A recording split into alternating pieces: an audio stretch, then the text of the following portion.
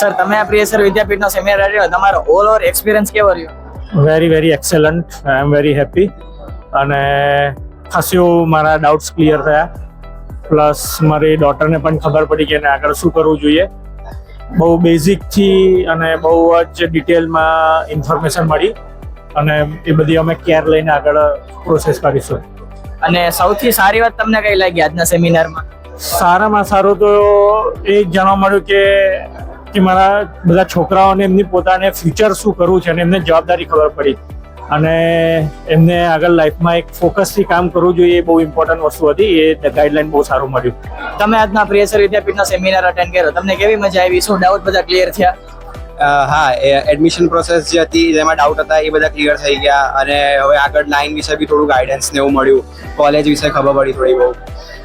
કઈ વાત તમને સૌથી સારી લાગી આજના સેમિનારમાં કે જે તમારે લાઈફમાં ઉતારવી જોઈએ?